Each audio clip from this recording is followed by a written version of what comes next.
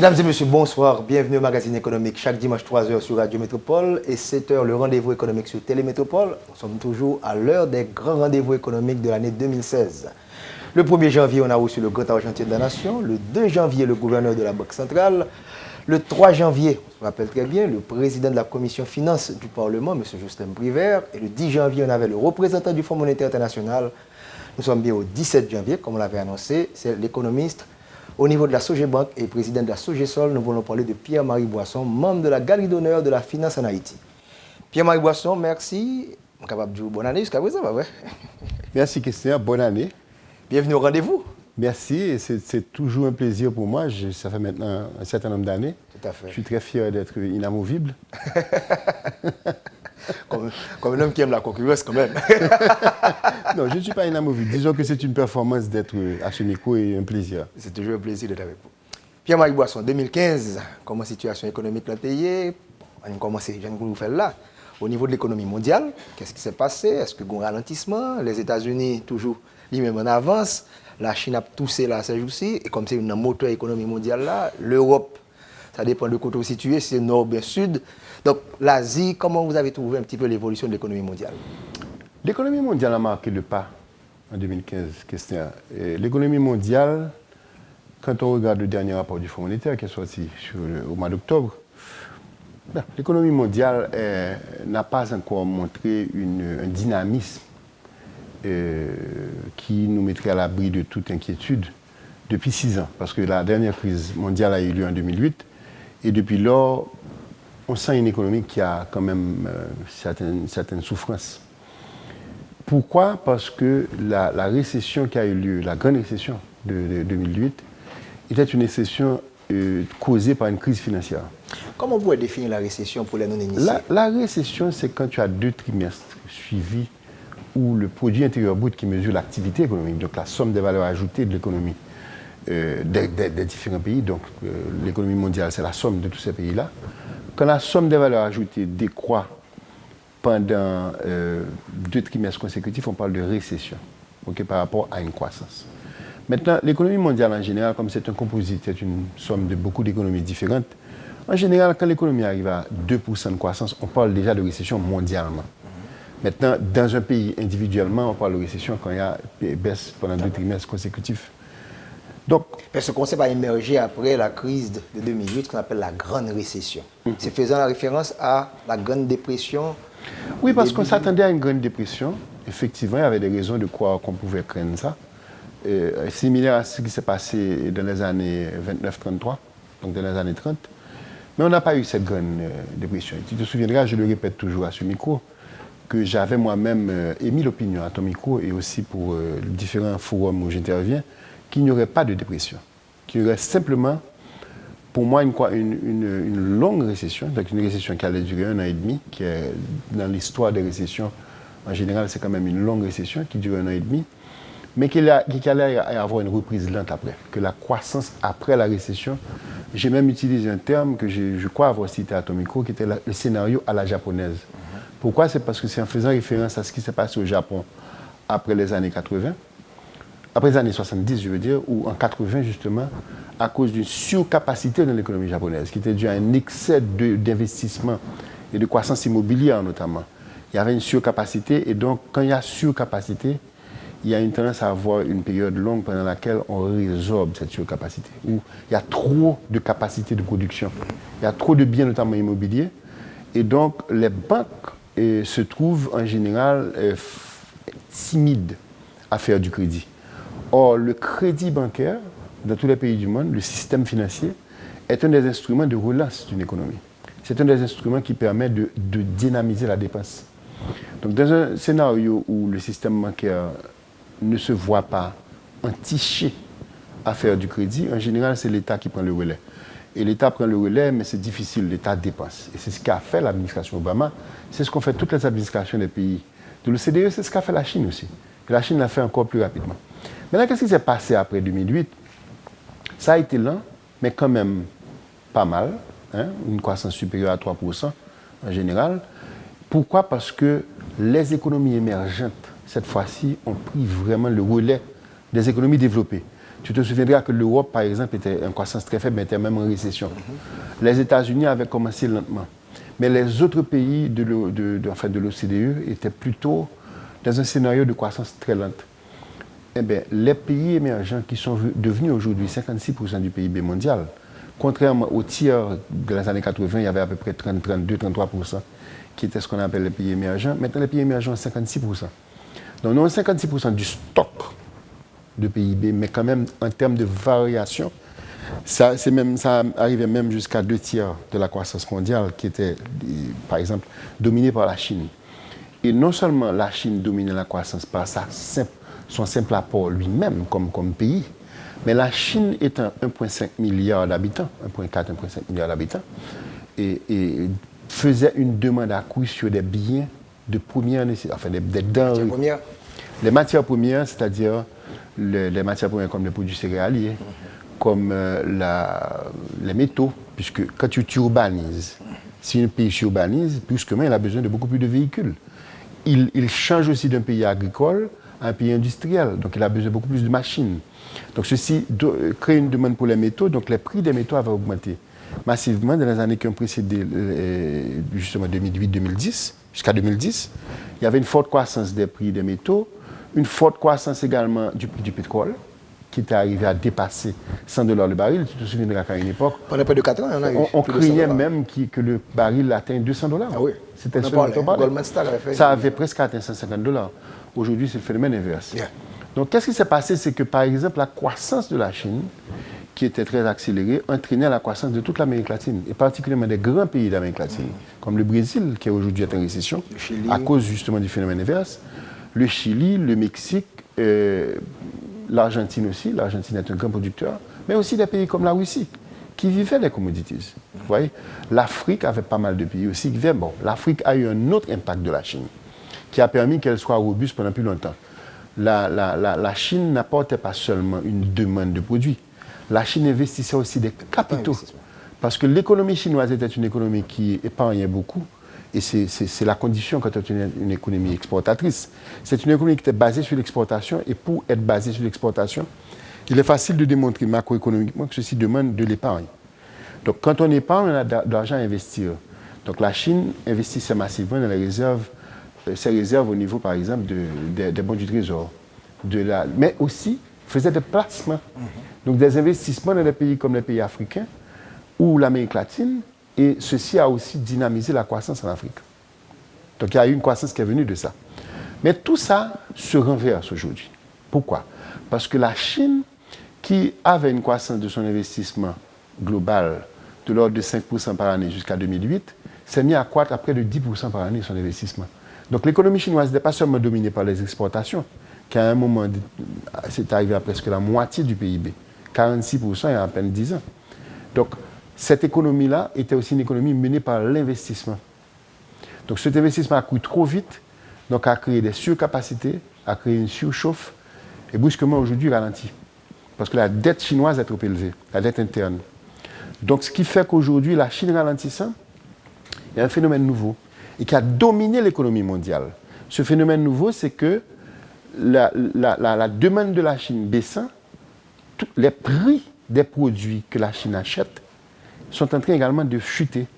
C'est comme ça que l'année dernière, le pétrole, naturellement, ce n'est pas du seulement la Chine, hein. Il y a d'autres raisons pour lesquelles le pétrole a chuté. Il y a aussi la découverte des gisements de gaz de schiste aux États-Unis et de pétrole de schiste qui ont fait que les États-Unis sont devenus le premier producteur mondial de pétrole. Hein. Ça, c'est quelque chose d'assez intéressant sur le plan géopolitique à analyser. Mais le fait que vous ayez eu quand même une grosse demande qui venait de la Chine, combiné à l'excès d'offres créées par les États-Unis, mais par d'autres pays également, a entraîné une chute de 46% des prix du pétrole l'année dernière. Maintenant, c'est déjà beaucoup plus que ça. D'accord? Parce que c'était baissé à peu près je dirais, de 95 $, le baril pendant l'année à peu près 45. Aujourd'hui, on est à moins que 30 $. Donc, c'est en train de chuter.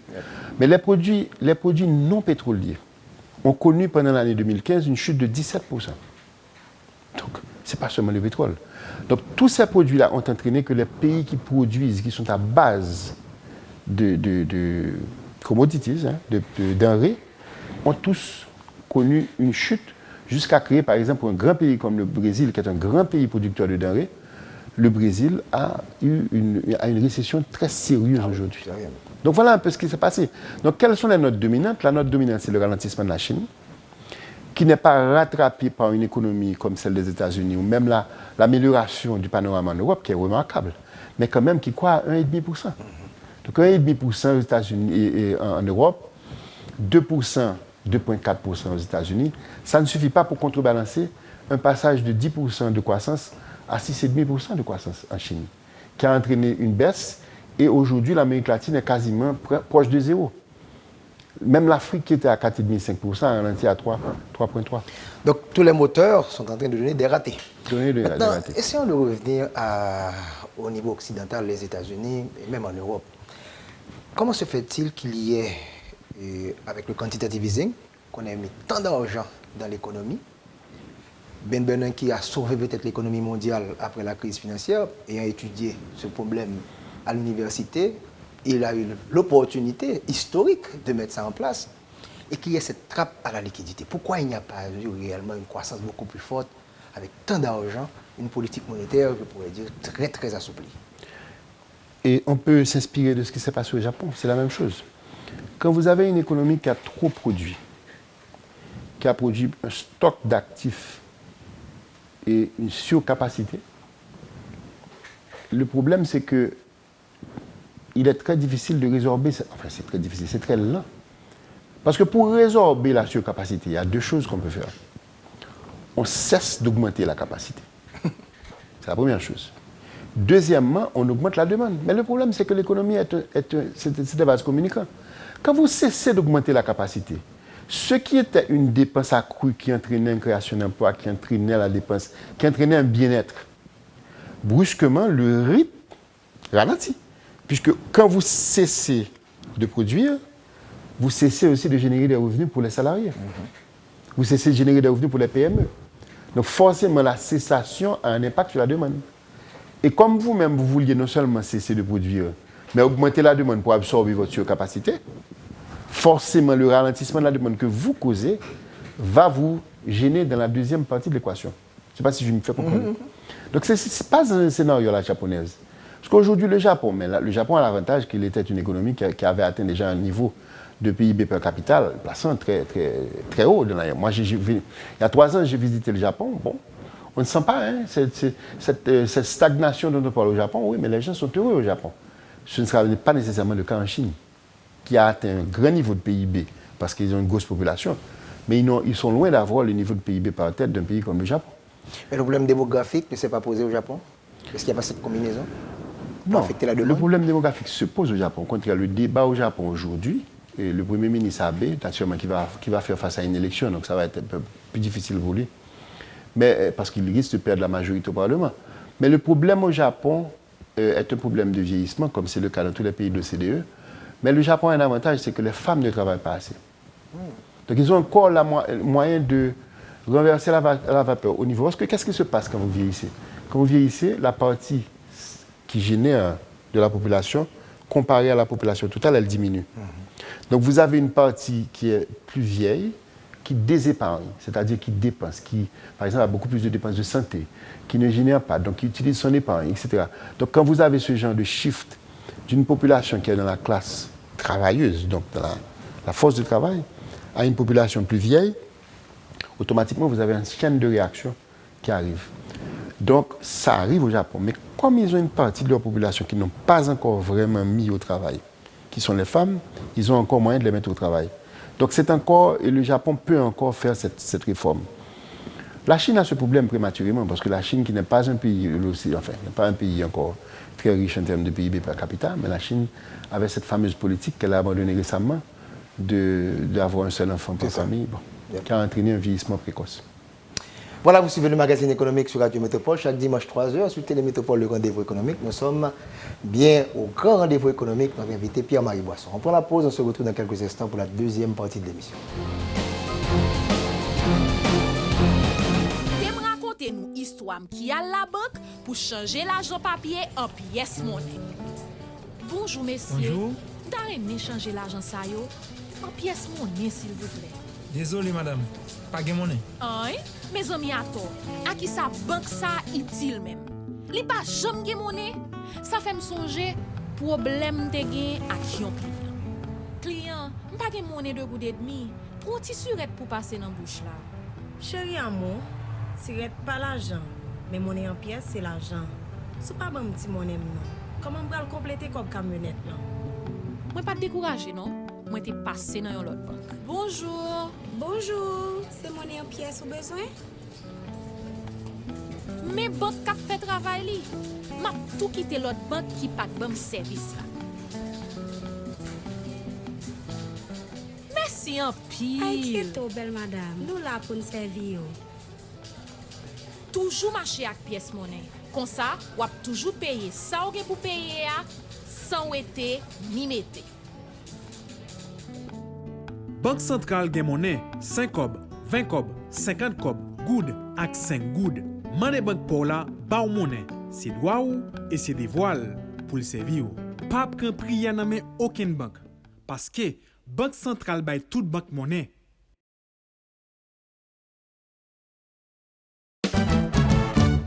Li campé ba côté, la défense intérêt, la fait affaire marché, toujours Jean ou tablé, ou toujours faire confiance, passer le bas ou performance, ou satisfait sans manque, l'op c'est client Soje Bank, Soje Bank, toujours bas côté mes amis, Soje Bank, toujours bas côté, Soje Bank, toujours bas côté mes amis, Soje Bank, toujours bas côté, Soje Bank.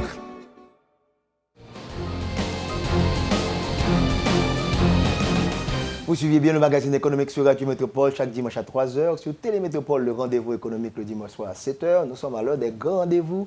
Après le grand argentier, le gouverneur de la Banque centrale, le président de la Commission finance du Sénat de la République, le représentant du Fonds monétaire international, nous avons un économiste du secteur privé qui est en train de nous éclaircir sur la situation au niveau mondial, régional. Et pour terminer, dans la troisième partie, on parlera certainement d'Haïti. Pierre-Marie Boisson, nous loin là, nous voyageons loin, en Chine, nous passons au Japon, nous faisons l'Afrique. On faut ramener là, local là, parce que nous avons parlé de Brésil tout à l'heure, qui ont un problème politique qui dérange un peu le tout, il faut nous souligner ça. L'Argentine fait un changement, après une longue période à la manière de Perón. Voilà que maintenant, un candidat de la droite, est-ce que son changement qu'a fait au niveau de la région? Le Venezuela fait un changement tout, il n'est peut-être pas total, mais il est plus ou moins balancé. Comment l'économie, ça a passé là? On a parlé de pétrole. Le Venezuela, puisque nous-mêmes, nous liés directement à Venezuela, comment est la situation au niveau de la région et particulièrement au niveau du Venezuela? Tu sais, j'ai eu à dire à ce micro, questionnaire, que le crédit est dangereux.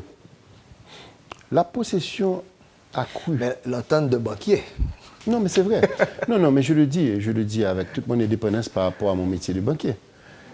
Et le crédit doit être manipulé avec beaucoup de précautions. Et les banques le savent. Mais c'est la même chose pour l'État. Quand on a un excès de ressources qui vient peut-être d'une situation conjoncturelle ou qu'on perçoit comme structurelle, on a tendance à s'endormir et à surdépenser. Et c'est pourquoi Paul Collier a écrit, c'est pas Paul Collier seulement, Joseph Stiglitz et d'autres, et Krugman, ont écrit sur ce qu'on appelle le Natural Resource Curse. C'est un mot anglais qui veut dire le phénomène, le danger des ressources, de l'abondance de ressources naturelles. Mais rien de récent. On peut remonter à Dutch disease, la maladie hollandaise. On n'apprend pas dans le monde. Le Dutch disease affecte plus de la majorité des économies, d'après moi. Okay? Et on ne s'en rend pas compte. Le problème je qui se comprends, le pose... Dutch disease, c'était les fleurs. Hein? Justement. Qui apparaît stupide, les fleurs. Mais le problème, c'est qu'un pays comme le Venezuela, qui avait un leader extrêmement populaire, très charismatique, a fait exactement la même chose qui est arrivé au Kirchner en Argentine, qui pourtant était une économie plus vieille, qui avait beaucoup plus de force de production. Parce que le Venezuela est très concentré sur le pétrole. L'Argentine est plus diversifiée. Même c'est une économie de denrées quand même, mais plus diversifiée. C'est une économie qui était à une époque considérée comme presque un pays d'Europe. Qui défendait la France après la Seconde Guerre mondiale. Dès qu'il y a abondance, surtout quand il y a croissance énorme des prix de denrées et qu'il y a abondance de ressources venant d'un secteur d'économie, il y a 2 ou 3 phénomènes qui prennent place. Premièrement, les autres secteurs deviennent moins compétitifs. On connaît les mécanismes à partir du fait que les prix locaux, les prix internes, les prix qui forment le prix de revient, brusquement augmentent avec l'inflation créée, avec la demande énorme créée par cette manne qui arrive et qui crée une dépense et donc une augmentation de la demande. Mais également, on devient paresseux, on devient myope. Et comme les politiciens aiment bien dépenser, on devient populiste. Parce que pour avoir les votes, c'est le peuple qui vous donne les votes. Donc, quand on a de l'argent, on dépense. Et puis, bon, en dehors de la corruption ou autre phénomène qui est lié à ça aussi, on a tendance à devenir populiste. Et ce qui s'est arrivé en Amérique latine. Naturellement, il y a des gouvernements de gauche qui ont eu un certain degré, je dirais, de populisme ou d'interventionnisme à caractère redistributif, pour redistribuer les ressources, mais qui ont été un peu plus disciplinés. Bon, paradoxalement, Lula l'était. Ah oui. Mais Lula a été remplacé par Dilma, qui elle-même a d'autres types de problèmes. Mais quand même, quand vous avez un effondrement des prix des denrées, les populistes sont frappés. Aujourd'hui, la gauche est frappée en Amérique latine. Et vous allez voir disparaître, un après l'autre, les gouvernements de gauche. Doit-on reconnaître que les gouvernements de gauche, pendant la domination en Amérique latine, il n'y a pas eu vraiment le véritable désordre comme ils avaient dans le temps au niveau budgétaire? Il y a eu une redistribution, mais on s'attendait parfois... Il y a eu des progrès. C'est vrai. Ça, c'est vrai. Il y a eu beaucoup de réformes et il y a eu beaucoup de discipline. Bon, c'est pas vrai au Venezuela, par contre. C'est un cas de la coupe de distribution. Avant l'effondrement, nous en avons parlé ici. Moi, j'ai vu venir la crise du Venezuela bien avant l'effondrement des prix du pétrole. Parce que même avant l'effondrement des prix du pétrole, le Venezuela commençait déjà à avoir un fort déficit budgétaire. Alors que 90%, 95% de leurs exportations étaient du pétrole, plus de 36% de leur PIB était du pétrole. Pourtant, le pétrole était très élevé. Parce que la chute des prix du pétrole date d'à peine... C'est vraiment cette année. Mais les problèmes du Venezuela ne datent pas de cette année. Il y a eu beaucoup d'émotions quand même de la part de Chavez, qui, avec le prix du pétrole qui a augmenté... Et beaucoup d'irrationalisme. Écoutez, je vais vous dire, certaines des crises qu'on a connues en Haïti, par exemple, étaient dues à la mauvaise gestion. La mauvaise gestion de PDVSA. La mauvaise gestion de l'appareil pétrolier a entraîné déjà, à l'époque où ils avaient les prix élevés, une chute de la production du Venezuela, qui est un des plus gros producteurs mondiaux, une des plus grosses réserves mondiales. Et pourtant, ils avaient de déficit budgétaire depuis l'époque. La pression qu'il y a sur le change, par exemple, et sur les prix. Aujourd'hui, on parle d'une inflation qui est de plus de 150% par année au Venezuela. Cette pression ne date pas d'hier. Elle était déjà très forte avant l'effondrement des prix du pétrole. Maintenant, l'effondrement des prix du pétrole a déclenché vraiment une catastrophe au Venezuela. Mais depuis l'époque, il y avait des raretés de produits, il y avait des raretés de papier hygiénique, de savon, parce que le Venezuela était mal géré. Mais en général, les économies pétrolières qui ne sont pas dans un pays où les institutions sont développées tendent à être mal gérées. On a le cas du Gabon, on a le cas de... Bon, il y a beaucoup de pays en Afrique qui, si on devait regarder leurs ressources naturelles, le Nigeria, par exemple, aurait dû être extrêmement performant en termes de création d'emplois et autres. Ce n'est pas le cas. Donc, il y a eu surdépenses, il y a eu surchauffe, et il y a eu excès de la part des gouvernements. Bon, ça n'a pas été le système financier tellement, mais c'était aussi le cas, parce que quand vous avez beaucoup de liquidités à être distribuées, cette liquidité tend à entraîner une envie de prêter. Donc, quand il y a création monétaire, il y a aussi des désordres dans les systèmes financiers. Mais ça a été plus l'État dans ce cas-là. Mais en général, ça vient ensemble. Mais ce qui est intéressant à voir, et que l'on prenne l'économie russe aujourd'hui ou l'économie haïtienne, lorsqu'on commet parfois les mêmes erreurs, cette surdépendance, même gestion, vous allez voir déséquilibre budgétaire, parce que les revenus pétroliers sont trop importants, déséquilibre de la balance commerciale, vos exportations sont affectées, déficit jumeau, vous allez voir le rouble qui est pas 70 roubles ou $1. Donc, peu importe qu'on soit une grosse économie ou une petite économie, donc les erreurs structurelles vous donnent les mêmes résultats en quelque sorte. Et c'est là peut-être qu'il faudrait que nous, dans le monde économique, puissions réellement partager tout ça avec les politiques, parce que ce sont des erreurs assez stupides et la population va en payer en quelque sorte. Bon, les politiques, peut-être que ce n'est pas stupide pour eux, je ne sais pas. Parce qu'un politicien, s'il y a quelque chose qui fait gagner des votes, il va te dire, bon écoute, moi, c'est comme le Petro-Caribé, hein. Et on va en parler. Mais le Petro-Caribé, moi à une époque, j'ai dit le Petro-Caribé est une catastrophe pour Haïti. Je l'ai dit bien avant. Oui. J'ai bénéficié d'un éditorial à la suite d'une émission chez toi. France Duval qui a dit, mais c'est la première fois que quelqu'un a osé dire ça. C'est catastrophe. Parce que pour moi, le Petro-Caribé a retardé à retarder les bonnes décisions en Haïti. Pourquoi ne pas y arriver? Cette situation, on sait bien qu'avec le baril qui est passé de moins de $100 américains, vous le disiez tantôt, à moins de $30, au niveau du budget, le financement budgétaire, on est passé de plus de 22 milliards de gouttes. D'ailleurs, pendant les 4 ans, lorsque vous avez critiqué ce mécanisme, on avait 320 millions de dollars américains annuellement garantis. Au fond, la dernière année de croissance de cette affaire, l'année dernière, on a eu 375 millions de dollars. 75. Dont on a payé 25 en remboursement et donc on a eu 350 millions de dollars de flux d'après la balance des paiements d'Haïti. 350 millions qui aujourd'hui, il y a pratiquement... Vous savez que d'après ce que j'ai appris, quand on passe en dessous de $40 le baril, on n'a rien. C'est ça le mécanisme. À moins de $40, vous payez 100% cash. Donc ça veut dire qu'on est passé d'une économie qui recevait 350 millions overnight, hein, c'est-à-dire over year, je dirais, c'est-à-dire d'une année à l'autre, une économie qui recevait 350 millions de dollars, qui a reçu l'année dernière, alors je parle de 2014, hein. 2015, on a reçu 156, donc la moitié. Hein. Mais en 2016, c'est fini. Hein. Comment va-t-on survivre? Qu'est-ce que vous voyez? Bon, écoute, comment va-t-on survivre? Le PIB, 1,7%, taux de change, 55-60 gouttes dans la fourchette, inflation franchit la barre de 10%, pendant 4 mois on est à plus de 10%. Voilà un petit peu le bilan de 2015. Je ne suis pas effrayé par ce bilan. Je ne suis pas effrayé, je pense que c'est des problèmes. Mais tu sais, je pense que on est passé à la caisse. On est en train de payer nos excès. C'est l'économiste qui parle. C'est l'économiste qui parle, mais j'ai entendu même M. Lalo dire ça. Bon, je pense qu'il a raison. Je pense qu'il y a quelque chose qu'on n'arrive pas à comprendre. L'aide externe n'a jamais développé un pays. L'aide externe peut être, dans certains cas, peut être un supplément à la bonne gestion, à la bonne gouvernance. C'est le cas des pays d'Asie. La Corée, à un certain moment, était plus pauvre qu'Haïti, en 1960.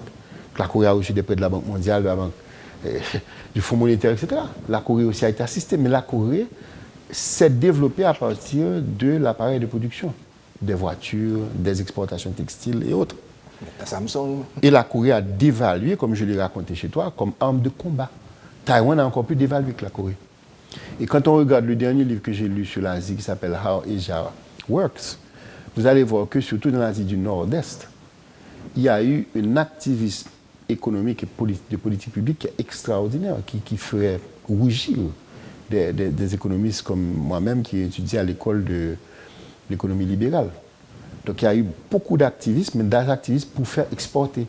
On donnait des incitations aux gens, mais pas à ceux qui vendaient dans le marché local, à ceux qui exportaient. Donc on a créé une économie exportatrice et maintenant la Corée est passée de $60 par tête à $32 000 par tête. Et vous avez parlé du financement Petro-Caribé et vous avez ajouté les dons. Et ces deux moteurs sont nettement en baisse. Écoutez, on est passé de 1,75, c'était exceptionnel, c'est vrai. On est passé de 1,75 milliard de dollars reçus par l'économie haïtienne sous forme de dons officiels en 2010, l'année du séisme. Post-séisme, on peut dire. L'année du séisme, on est passé aujourd'hui à 460 millions. C'est inférieur à 500 millions de dollars américains. C'est bon. Donc ça veut dire qu'on a moins de dons et on n'a plus de Petro-Caribé. Le Petro-Caribé disparaît. D'accord? Bon, ceci étant dit, que doit faire un gouvernement?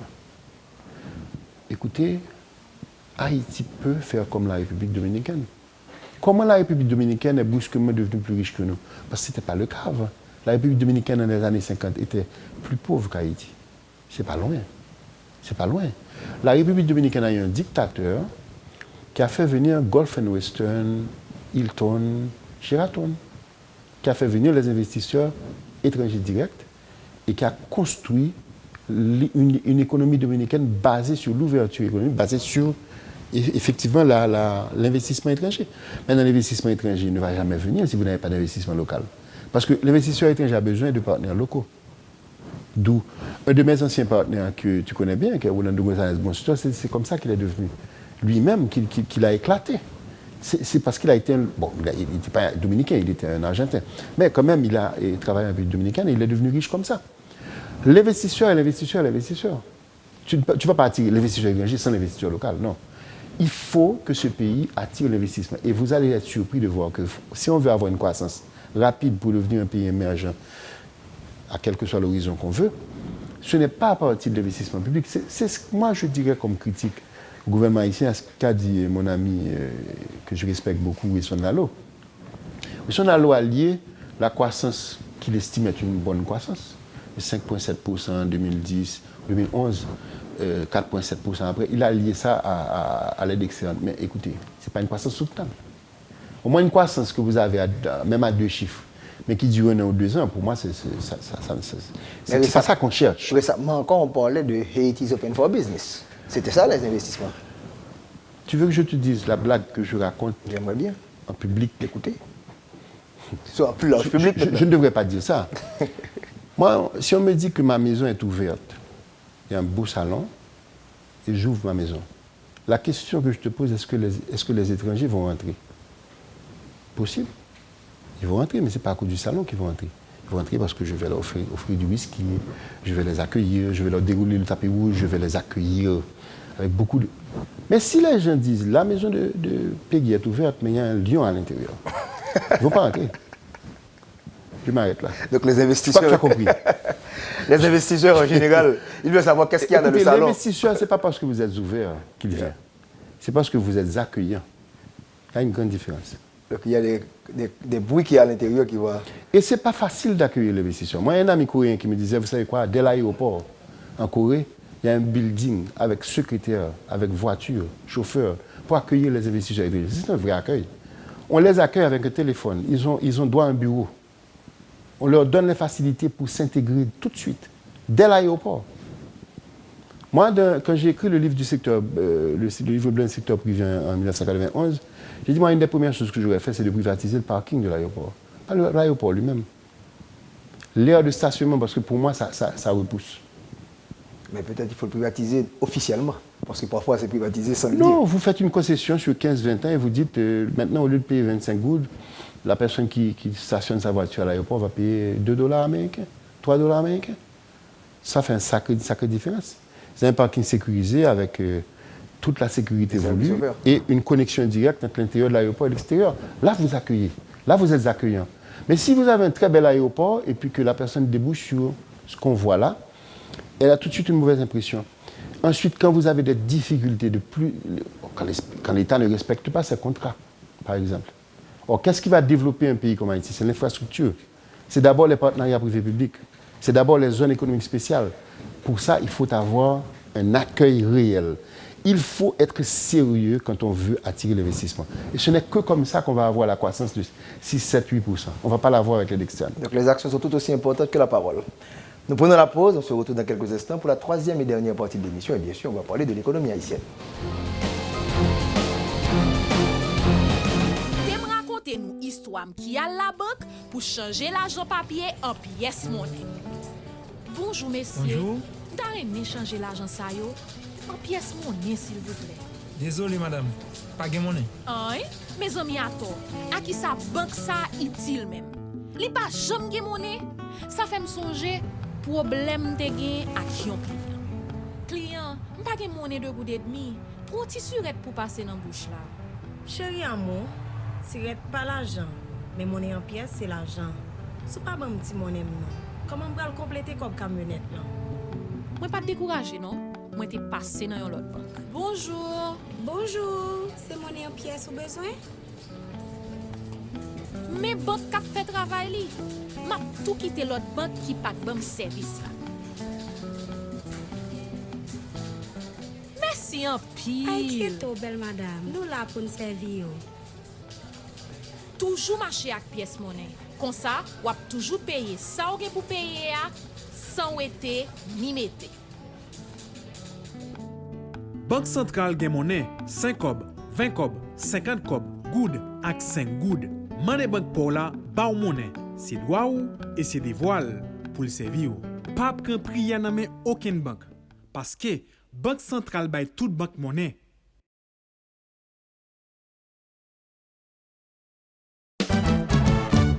Li campé à côté, la défense intérêt, la fais à faire marcher, toujours Jean ou tablé, ou toujours faire confiance, passer le bas performance, ou satisfait sans mode, lorsque client soge banque. Sogebank, toujours bas côté mes amis. Sogebank, toujours bas côté Sogebank, toujours bas côté mes amis. Sogebank, toujours bas côté Sogebank.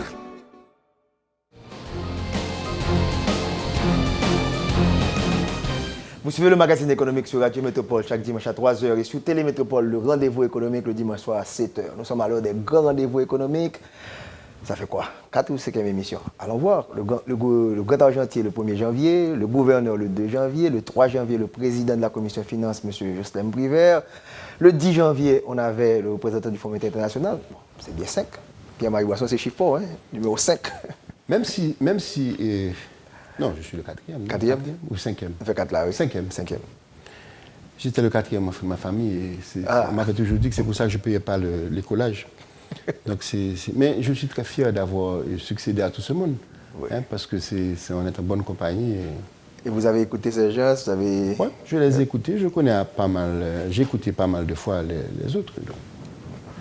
Je pense qu'il y a du bon à tirer de chacun des exposés. Bon, le pétrole mondialement qui a affecté Haïti, c'était le sujet, mais un sujet qui vous intéresse particulièrement, le dollar par rapport à la gourde. Il y a une forte correction durant l'été. On ne vous a pas entendu. Quelle était votre position? Qu'est-ce que vous avez pensé? J'ai souhaité la correction, comme tu le sais, Christian. Mais je ne l'ai pas souhaité comme ça. Parce qu'il y a deux façons de déprécier une monnaie. Il y a la façon d'augmenter la totalité de la masse monétaire et puis ça crée à ce moment beaucoup plus de moyens de paiement par rapport à une économie exsangue. Donc ça crée une pression accrue sur les prix et on a à la fois une dépréciation parce que le volume de gourde augmente puisque c'est un déficit budgétaire en gourde. Et on a aussi le taux de change à augmenter, donc on a l'inflation en même temps que le taux de change. Moi, ce que j'avais prôné, c'était beaucoup plus de changer la composition de la masse monétaire. Parce que j'avais remarqué qu'il y avait une appréciation de la monnaie, dans le sens que le taux de change n'avait pas, pendant 10 ans, varié. Il était resté aux alentours de 40 gouttes, de 42 gouttes, alors que les prix avaient doublé. Et que ceci créait une situation très difficile à gérer par les exportateurs, notamment les exportateurs de textiles, qui voyaient par exemple le salaire minimum tripler, alors que le prix de leurs produits convertis en gourde n'augmentait pas. Parce que le prix en dollars, l'inflation était très faible aux États-Unis et dans les pays de l'OCDE restait stable, et le taux de change restait stable. Donc la multiplication des deux que vous donne votre chiffre d'affaires en gourde restait stable, alors que vos prix d'électricité doublaient, vos prix de salaire triplaient, et vos prix de construction doublaient. Donc c'était le fameux Dodge disease. Vous aviez à ce moment une perte de rentabilité. Et ce qui fait que pendant tout ce temps, le nombre d'emplois créés par la sous-traitance textile n'a pas augmenté, ou a augmenté très peu. La même Si vous situation, regardez les emplois créés pendant les 4 à 5 dernières années, vous avez une estimation de tout secteur confondu? Non, on ne peut pas avoir d'estimation parce que le plus gros secteur de l'économie, c'est le commerce. Et il est informel. Okay. Bon, je vais faire une petite parenthèse sur le PIB cette année. Quand on parle d'un PIB qui a augmenté de 1,7%, tu sais que c'est la somme des valeurs ajoutées. Moi, j'ai regardé la composition de la valeur ajoutée sectoriellement, c'est-à-dire par secteur. Dans les 1,7% de la variation en termes réels du PIB pendant l'année, 72% vient du commerce. Donc, en fait, qui est actuellement le principal secteur de l'économie haïtienne. C'est plus gros en PIB, c'est 2 fois plus gros en PIB. Pratiquement 2 fois en fait. Le commerce lui-même, ce qu'on appelle le post-commerce et hôtel et autres, est à peu près 1,5 fois. Plus qu'1,5 fois l'agriculture, en termes de valeur ajoutée. Ouais. En termes d'emploi, c'est plus. Parce que la grande majorité des emplois qui sont créés dans la micro-entreprise. Ce sont les micro-entreprises de services. Mais il y a les autres secteurs de services aussi. Par exemple, les télécommunications, par exemple, l'État, les ONG, tout ça, ça crée des emplois. Donc le secteur service lui-même représente 3 fois l'agriculture. Peut-on dire sous-emploi dans le secteur des services? Est-ce que des emplois vraiment qui... Bon, c'est des sous-emplois dans la mesure où la productivité étant faible, les revenus sont faibles. Mais c'est mieux que rien. Parce que nous sommes un pays pauvre.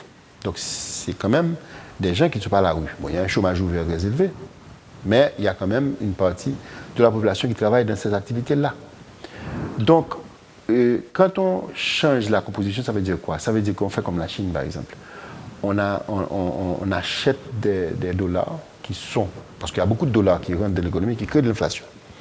Donc, on stérilise les dollars en injectant les gourdes. Donc on change la composition de la masse monétaire. En changeant la composition, comme c'est la masse monétaire qui est le principal déterminant de l'inflation, contrairement à ce qu'on dit qu'il y a un effet passe-through et tout ça, l'effet passe-through est là, mais il est beaucoup plus limité qu'on ne le pense. Là, on n'a qu'à voir cette année. Le gouvernement a attiré notre attention sur cet effet. Oui, mais l'inflation a été de la moitié jusqu'à présent. Et l'inflation mensuelle, d'après la Banque centrale elle-même, est en train de diminuer. L'inflation au rythme mensuel diminue, alors que le taux de change augmente. Donc, où est l'effet passe-through? Attention. Or, quand on parle d'effet passe-through, mais écoutez, le prix à la pompe n'a pas encore augmenté. S'il va augmenter, il va augmenter très peu. Mais ce prix a des effets, a des ramifications énormes dans l'économie. Parce que le prix à la pompe détermine les transports, qui représente le troisième plus gros poste de dépenses des familles. Après l'alimentation et... L'alimentation et... C'est peut-être le logement? Le logement. Le logement. C'est à peu près 50% l'alimentation, 13% le transport, je crois, deuxième position. Deuxième, c'est en deuxième position, tu as raison. Maintenant que je réfléchis, je m'excuse, c'est en deuxième position, 13%. Donc ça veut dire que le poste logement, le poste transport, lui, n'a pas bougé. Je disais toujours en blague, l'haïtien aime dépenser, aime beaucoup boire le cola couronne, pas vrai? Mais le cola couronne n'a pas augmenté l'année dernière, il a augmenté de 5%. C'est un indicateur pour vous? Le camion d'eau n'a pas augmenté. Vous faites comme Griezmann, vous avez cet petit indicateur? C'est un indicateur. Parce que c'est un produit largement consommé. C'est ça. Donc, les salaires n'ont pas augmenté encore. Parce que l'économie est très, très faible. Donc, tout ça a des impacts. Parce que c'est une économie de service quand même. Donc, quand les salaires n'augmentent pas, vous avez toute une série de prix. Il y a une composante des prix qui n'augmente pas. Donc, et moi, je regarde ça, et mois après mois, il n'y a jamais eu une équivalence. Dans une économie qui déprécie très vite, je ne vois pas il y a une beaucoup plus rapidité, une beaucoup plus forte dépréciation qu'il y a inflation. En fait, il y a 25% de dépréciation, 24%. Il y a 12% d'inflation. Donc, les chiffres sont là. Hein. Okay. Les chiffres sont là. Et maintenant, encore une fois, ce n'est même pas un bon exemple. L'année n'est pas un bon exemple. Parce que la dépréciation qu'on a eue réelle, quand on parle de dépréciation en économie, on parle de dépréciation réelle. Elle a dit une dépréciation au-dessus du différentiel d'inflation. Le différentiel d'inflation aujourd'hui est 12% en Haïti, 0,5% aux États-Unis, principal partenaire commercial de l'Haïti. Donc c'est 11,5% de différentiel d'inflation. Donc quand vous avez eu, par exemple, pendant l'année, bon, il y a eu une correction en août qui n'est pas normale, disons, mais donc le taux de change a augmenté d'environ 15%. Mais le taux de change s'est corrigé après. Donc la vraie période qu'il faut regarder, c'est décembre à décembre. Il y a une dépréciation d'environ 24% et il y a une inflation, un différentiel d'inflation de 11,5%. Donc il y a une dépréciation réelle de l'ordre de 9,5. Pas vrai? Ou de. Non, pas de 9,5, de 13,5. Donc il y a quand même une dépréciation réelle, mais cette dépréciation réelle n'a pas encore corrigé le doublement des prix des 10 dernières années pour vraiment rétablir la compétitivité. Mais pour faire ceci, coexister, c'est-à-dire une inflation modérée avec une dépréciation, il ne fallait pas augmenter la masse de gouttes, il fallait substituer gouttes par dollar. Et ceci se ferait en achetant des gouttes, en achetant des dollars. Donc en achetant des dollars avec les ressources de la Banque centrale, on injecterait des gouttes, mais en achetant des dollars. C'est ça la grande différence. Et quelle est la position de l'économiste Boisson par rapport aux mesures adoptées par la Banque centrale après cette correction? C'est de la gymnastique. Alors, quelles mesures? Vous parlez des mesures pour résorber les gouttes. Augmenter les réserves obligatoires, vendre des dollars, les bons spéciaux. Écoutez, je crois que je sympathise avec ces mesures. Je pense que la Banque centrale s'est trouvée dans une position difficile parce que la Banque centrale finance passivement le trésor public. Et c'est là le principal facteur de transmission du déficit budgétaire à l'économie. C'est à travers le fait que quand un chèque de l'État... Êtes-vous en train de dire qu'on est en train de monétiser le déficit budgétaire? Mais c'est ce que dit la Banque centrale, c'est pas moi. C'est-à-dire que vous lisez les notes de politique monétaire de la Banque centrale, elle va vous dire que la Banque centrale a créé 11 milliards l'année dernière. Elle a stérilisé un peu depuis lors, mais elle a injecté beaucoup de gouttes dans l'économie. Donc en injectant des gouttes dans l'économie, vous augmentez la masse monétaire gouttes. Mais vous pourriez, au lieu d'injecter des nouvelles gouttes, tout simplement injecter des gouttes en remplaçant les dollars. C'est-à-dire en faisant de la substitution, donc de la stérilisation. Donc ceci étant dit, c'est très technique, mais ce que je dois te dire, c'est que, remarque même avec une dépréciation qui n'a pas été faite d'après les mécanismes que j'aurais souhaité, il y a quand même aujourd'hui 46 000 emplois dans la sous-traitance. Par rapport à 30 000, c'est quand même pas mal. C'est-à-dire qu'aujourd'hui, nous sommes en train d'occuper le parc de Caracol. Aujourd'hui, la compétitivité de l'agriculture haïtienne est en train d'augmenter, la compétitivité du tourisme est en train d'augmenter.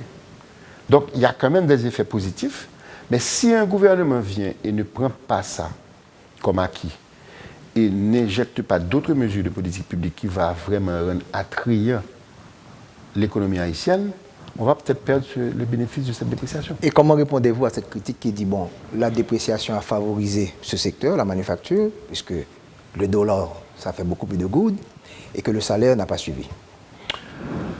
Bon, moi je dirais que le salaire... Bon, c'est difficile à dire, Christian, parce que le salaire, c'est vrai que la population est pauvre. Est-ce qu'on va augmenter les revenus d'une population pauvre en augmentant les salaires? Je ne pense pas. Très honnêtement. Je pense que les salaires doivent augmenter avec la productivité et avec l'appareil productif. Mais si vous prenez le petit stock de gens qui travaillent dans la sous-traitance, c'est un pays de 10 millions d'habitants, 11 millions d'habitants, avec une force de travail de 6 millions, bon, et que vous augmentez le salaire minimum de 40 000 personnes, on n'a même pas augmenté le salaire minimum de l'État. Ce n'est pas ça qui va corriger les déséquilibres ou la pauvreté haïtienne. La pauvreté haïtienne va être corrigée quand on va absorber le stock de gens qui ne travaillent pas, quel que soit le salaire. Maintenant, évidemment, le salaire lui-même va suivre les forces du marché. Comme c'est le cas en Chine, comme ça a été le cas en Malaisie, qui a passé des années. La Malaisie a passé des années avant un salaire minimum d'$1 par jour. Maintenant, les mesures de la Banque centrale ont provoqué une hausse du prime rate, taux de base bancaire. C'est ce qu'on appelle un effet d'éviction, ce crowding out. C'est-à-dire que la Banque centrale, depuis 3 ans, c'est pas seulement maintenant. Rappelle-toi, les réserves obligatoires, il y a 3 ans, étaient à 29%, 30%. Elles sont maintenant 44 en gold, 48 en dollars. Donc, il y a eu un phénomène continu d'augmentation des réserves obligatoires et de résorption du rythme de croissance du crédit, qui était de 30% après le séisme. C'était un peu normal parce qu'on reconstruisait. Mais qui était 30%, qui est passé à 20%, qui est passé à 16%, qui est passé à 10%. Cette année, la croissance a été de moins de 1% du crédit. Le crédit en volume, en gourde, a augmenté de moins de 1% cette année. Et si vous regardez le premier trimestre de l'année fiscale de 2016, j'ai regardé les chiffres, la croissance en gourde du crédit du système bancaire est exactement égale au gain de change sur le stock de crédit en dollars. C'est-à-dire qu'il n'y a pas de croissance. Donc, la croissance de l'économie réelle étant liée. La croissance de l'économie réelle n'est pas nécessairement liée à la croissance du crédit, parce que c'est du crédit, beaucoup de ce crédit est du crédit pour importer, c'est du crédit à la consommation, ce n'est pas encore du crédit... Bon. Mais quand même, c'est un symptôme. C'est un symptôme et c'est aussi une cause. Maintenant, je profite pour faire une digression, Christian, parce que j'ai entendu l'exposé très intéressant et je dois dire très encourageant du gouverneur, qui certainement fait face à un job très difficile. Comme je l'ai dit, il finance un déficit budgétaire et après il est obligé de reprendre les gouttes qu'il a créées parce que, bon, donc il pénalise l'utilisateur privé par rapport à l'utilisateur public. Mais si, je lance un appel solennel au gouverneur, s'il veut vraiment faire ce qu'il dit, c'est-à-dire stimuler le crédit à la production, même si le stock de crédit agricole est faible comme il le dit, il doit faire la même mesure qu'il a fait par rapport à l'immobilier, exonérer de réserve le crédit agricole. Mais vous avez appris son intervention par cœur, là. Vous avez résumé en quelques minutes. Je l'ai écouté avec attention et vous pouvez comprendre pourquoi. Mais le crédit agricole, aujourd'hui, n'a aucune subvention en Haïti. C'est un crédit agricole, moi je suis un des pourvoyeurs de crédit, le plus gros d'ailleurs, la SOGESOL. C'est un des crédits, nous payons l'impôt sur le revenu en full, il n'y a aucune incitation fiscale et j'ai même fait la demande, enfin nous avons fait la demande à la Banque centrale et je ne l'ai pas faite pour la SOGESOL. Il y a 3 ou 4 gros acteurs du système bancaire, dont la Unibank, dont la Sogebank, dont le Levier, dont ACME qui est financé par les banques, qui sont en train de faire du crédit agricole en payant les mêmes réserves obligatoires que n'importe quel utilisateur. Ce n'est pas normal.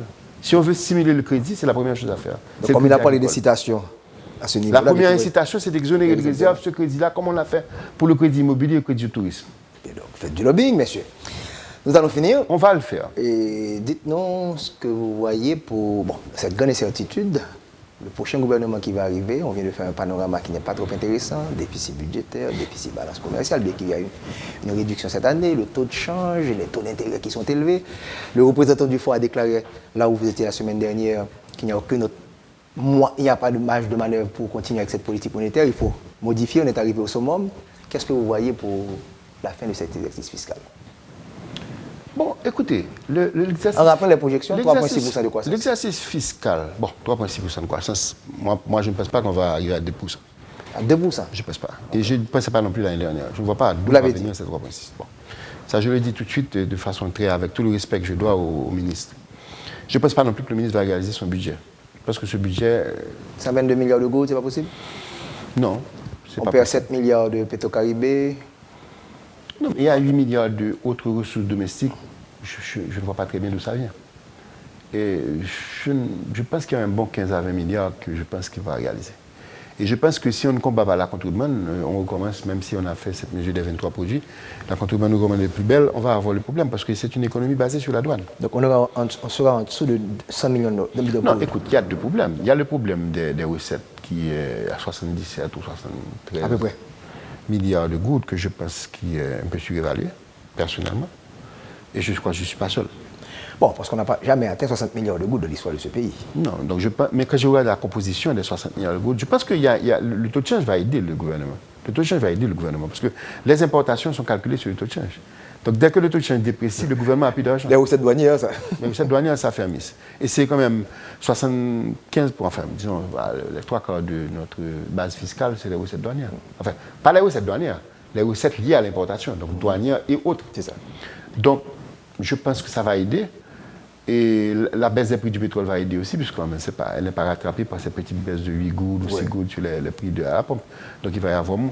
Mais je pense que par contre, il y aura des gros postes qui vont souffrir. Je pense que la contrebande aussi, c'est là où il faudrait vraiment agir. Et donc, je pense, quand je regarde maintenant le prochain gouvernement pour répondre à ta question, je serai moi-même, évidemment, c'est facile à dire, je ne suis pas là. Je ne suis pas là-dedans. Je pense que pour quelqu'un qui arrive dans une situation pareille, c'est une opportunité. Parce qu'il y a tellement de choses qui ne vont pas, il y a tellement de choses à faire, que si un gouvernement prend sérieusement ce qu'il y a à faire, il n'a pas de Petro-Caribé. À le dos au mur, ce gouvernement est plus dans la position, pas pendant l'année fiscale. Le fiscal est perdu. Parce qu'il va falloir faire un gouvernement, ça va prendre 3 mois, après ça, il va falloir qu'il se retourne, faire un budget. Combien de temps on a pour faire un budget? Mais par contre, je pense qu'il y a tellement de choses à faire.